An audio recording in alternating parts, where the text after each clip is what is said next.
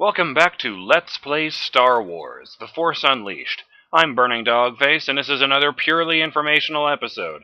If you're not interested in that, you can skip right ahead to the next gameplay episode. We now pick up where we left off last time. Militia Elite.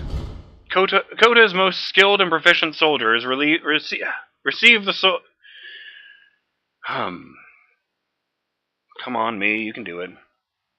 Kota's most skilled and proficient soldiers receive the honor of joining his heavy weapons detail, often providing cover fire for other militia members and defending key positions during raids. Wielding massive repeating blasters, these dangerous enemies can clear entire rooms and cause mayhem and confusion amongst even the most hardened Imperial soldiers. Militia Saboteur. Armed with standard blaster rifles and cylindrical thermal grenades, General Kota's saboteurs form the backbone of his militia. These soldiers maneuver in small, tight-knit groups and are well-trained in hit-and-run tactics. Militia Trooper. General Kota has trained some of his loyal soldiers in use of energized stun batons, which they use for close-quarters melee combat in environments filled with explosives and other hazards. These specialized soldiers generally rush the enemy, attempting to surround and overwhelm them before a shot can be fired. Read that. The fuck? Read that. Wookiees. Legendary for their immense strength, the Wookiees are powerful, hair-covered humanoids native to Kashyyyk. As a species, Wookiees are honorable, fiercely loyal, and very protective of their families. While generally gentle, Wookiees can experience terrifying berserker rages, making them amongst the galaxy's most fearsome warriors. Wookiee soldiers are typically armed with giant... Is that Reek or Rick? Let's go with the same what the planet has said. Wookiee soldiers are typically armed with giant Reek blades and bowcasters. Although they speak in a series of growls, grunts, and roars, and are often viewed as primitive, Wookiees are actually quite intelligent, capable of designing and building advanced weapons and even starships. Among their most amazing architectural achievements are the sprawling villages they construct in the branches atop Kashyyyk's massive trees. Wookiee Berserker. Nearly all Wookiees are ferocious combatants, but the Wookiee Berserkers have been trained to channel their strength and legendary Wookiee rage into a viable fighting form. Kashyyyk's first line of defense, Wookiee Berserkers are stationed in villages across the planet. They typically wield enormous Reek blades and are extremely protective of their kin. When faced with an enemy force, Berserkers will leap into combat with wild abandon. Although this tactic initially seems reckless, it is designed to draw enemy fire away from more vulnerable Wookiees, including support soldiers armed with bowcasters. Huh, I guess I missed one. Wookiee Infantry. Despite their seemingly primitive society, Wookiees long ago learned to design and build a variety of blasters and other ranged weapons. Wookiee Infantry are trained to wield a laser crossbow, commonly known as a bowcaster. A traditional Wookiee weapon which requires a Wookiee's great strength to cock and fire accurately, the bowcaster launches deadly energy quarrels.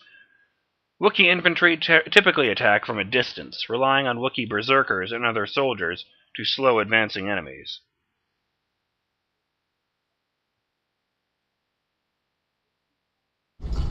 Sort of checking my phone. That's characters.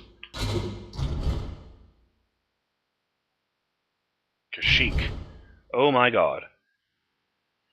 A lush mid-rim world, Kashyyyk is dominated by sparkling oceans, white sand beaches, and most notably, dense forests that stretch hundreds of kilometers above the planet's surface. Kashyyyk is home to the Wookiees, who, adjusting my timer because it's going to take longer than I thought it would. A species of tall, hairy humanoids who build sprawling villages in the branches of the planet's massive trees. Throughout its long history, Kashyyyk has been attacked by species intent on enslaving the powerful Wookiees, but the proud warriors have always prevailed against their enemies. Most recently, Kashyyyk was a key battleground during the last days of the Clone Wars. Republic forces led by Jedi Master Yoda defeated the invading Separatist army, but Yoda was later forced to flee when the Emperor issued Order 66 and the Jedi's squad turned against him. The Empire has made several attempts to subjugate Kashyyyk and is in the process of another full-scale onslaught against the Wookiees. TIE Fighter Construction Facility. In order to build its massive war machine, the Empire has constructed thousands of factories and other installations across the galaxy. One of the first of its kind, the Imperial TIE Fighter factory, hangs precariously in low orbit above the bustling moon of Nar Shaddaa, previously known for its large criminal population. I knew that. You could go there in Knights of the Old Republic, and I believe they implied that...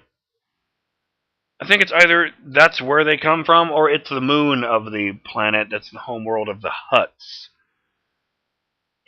Ostensibly owned and operated by Sinar Fleet Systems, the factory is controlled and operated by the Empire, and is protected by several squadrons of well-trained stormtroopers within the that's a period.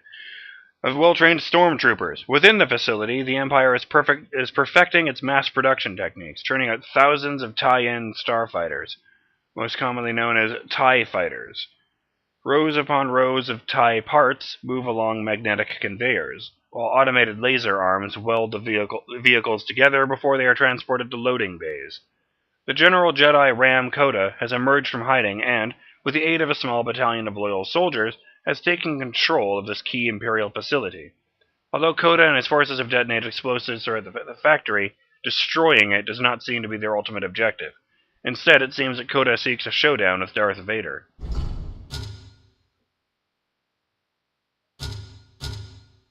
Raxus Prime. Is that supposed to be a planet? As commercial forces spread throughout the galaxy, consuming planetfuls of raw material to support a modern republic, many wasteful worlds were left in the wake. Raxus Prime, a remote planet on the Outer Rim, is an example of one of these worlds forever poisoned by industry. Numerous corporate interests turned Raxus Prime into a dumping world in the days of the Old Republic. The surface of Raxus Prime is now covered with refuse, piled over countless generations into mounds of junk that rival the elevation of natural mountains. Gutted and rotting hulls of ancient capital starships poke through the more recent garbage, giving the landscape the eerie feel of an industrial graveyard.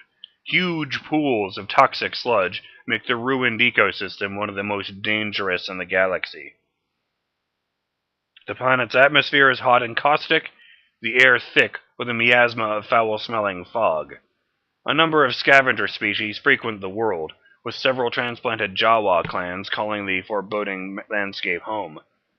A band of Rhodian mercenaries has also recently arrived on Raxus in search of weapons and rare starship components to sell on the galaxy's black market. Raxus Prime's most mysterious denizen, however, is the reclusive Jedi Kasdan Paratus.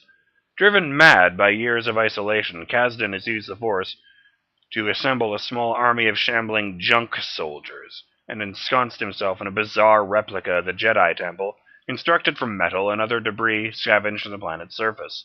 What a lovely place I'm going to have to explore. Junk Jedi Temple. Amidst the detritus of Raxus Prime towers a twisted echo of the once majestic Jedi Temple on Coruscant. After slowly slipping into paranoid insanity, Kasdan Paratus began using the Force to piece together a tribute to the destroyed Jedi Order. This bizarre facsimile has fed Kasdan's delusional fantasy that the Jedi will someday rise again. Wow. That's really saying something. The now demented Jedi Master holds court among junk versions of each Jedi Council member, speaking to them as if they were still alive.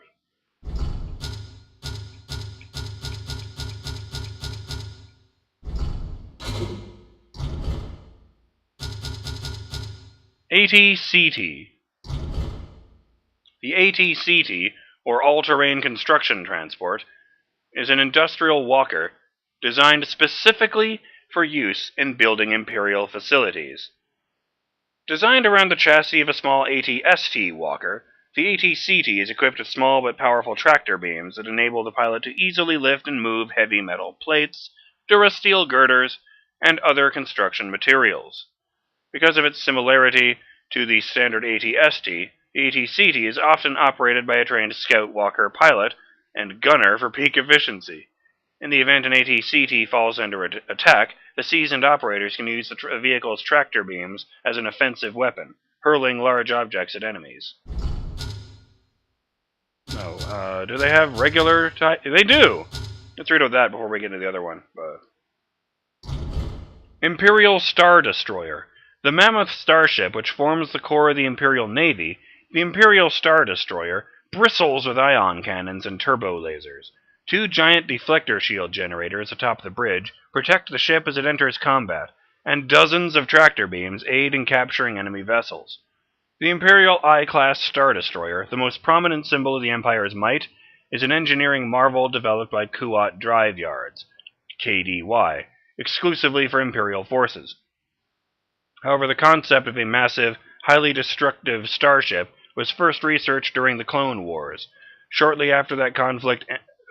That was a period. Fuck, I keep doing that. First researched during the Clone Wars. Shortly after that conflict ended, a Republic engineer built the Victory-class Star Destroyer. Early in the Galactic Civil War, KDY expanded upon the Victory-class Star Destroyer to create the impressive Imperial I-class destroyer. The most important design innovation was the decision to replace the starship's energy source with Sinar Fleet System's IA-2B solar ionization reactor, a power generator unequaled by anything ever produced. Essentially a tiny sun, the SFS IA-2B can fuel the destroyer's hyperdrive systems, weaponry, sublight drives, computers, and life support systems at maximum levels, and still retain a substantial energy reserve. The reactor is encased in a heavily shielded dome constructed of durasteel and carbonite, located on the destroyer's ventral surface. The primary landing bay houses the bulk of the Star Destroyer's starships. Each Star Destroyer always carries a full wing of 72 TIE fighters of varying design. The TIEs assist during combat and are used for perimeter defense, system patrol, reconnaissance, and planetary assault. A Star Destroyer's nerve center is the bridge, located a huge command tower jutting upward from the starship's superstructure. Navigation, weaponry, defenses, troop and starfighter deployment, tactical maneuvers, and hyperspace jumps are all controlled from the bridge. Normally, the Star Destroyer's captain can be found on the bridge overseeing a cadre of officers, while controllers and various Imperial specialists work in computer-laden pits recessed in the bridge's floor.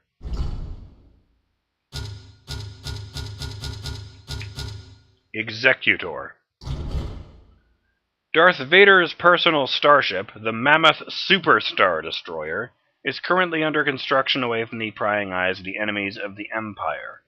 Designed primarily to serve as a symbol of the Emperor's unlimited power and resources, its size and shape are meant to inspire fear and terrify entire systems into submission.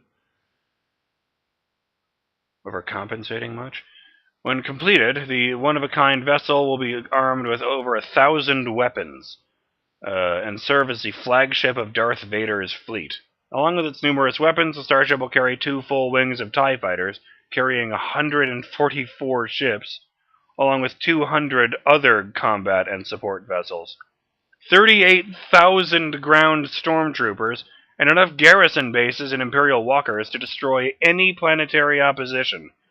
Currently, however, the apprentice is home only to Darth Vader, his secret apprentice, Proxy, and thousands of construction droids working tirelessly to complete the starship. Rogue Shadow. An advanced prototype starship, the Rogue Shadow is the personal transport of Darth Vader's secret apprentice, codenamed Starkiller. The vessel boasts an advanced hyperdrive, cutting-edge sensory arrays, several concealed laser cannons, and the fastest sublight engines in the Imperial fleet. Capable of transporting Starkiller virtually anywhere in the galaxy, the starship's layout includes a fully functional medical bay, crew quarters, a workshop, and a meditation chamber that can double as a training room. The Rogue Shadow's most impressive feature, however, is its experimental cloaking device, which can keep the vessel hidden from even the most powerful scanners for short periods of time.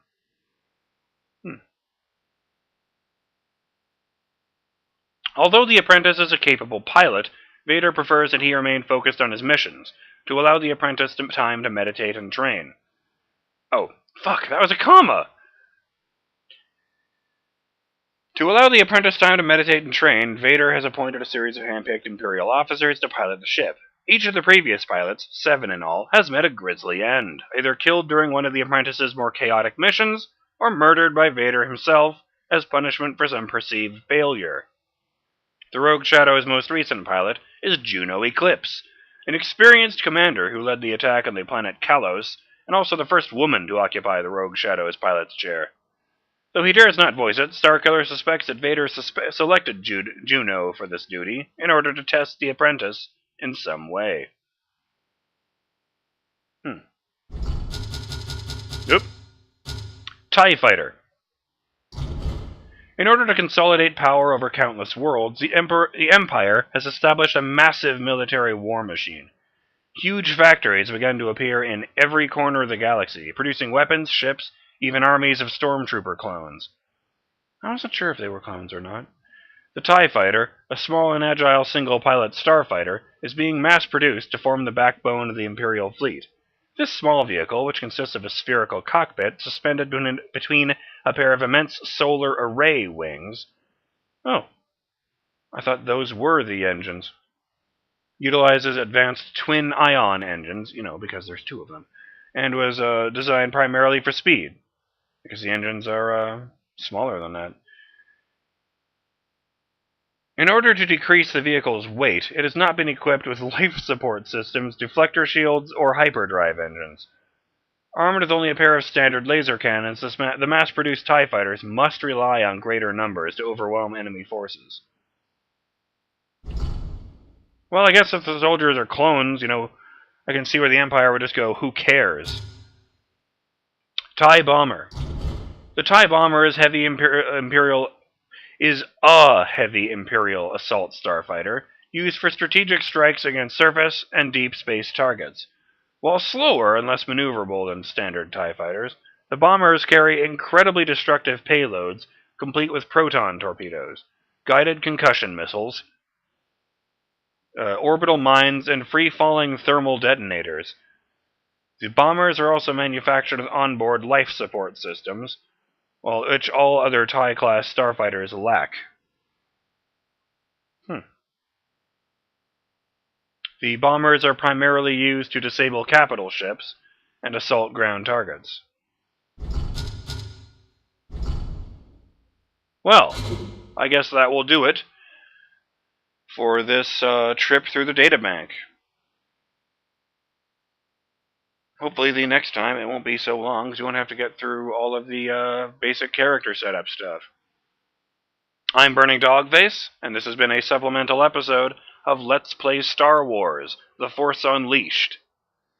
I'll see you next time when we begin to explore Raxus Prime. Later!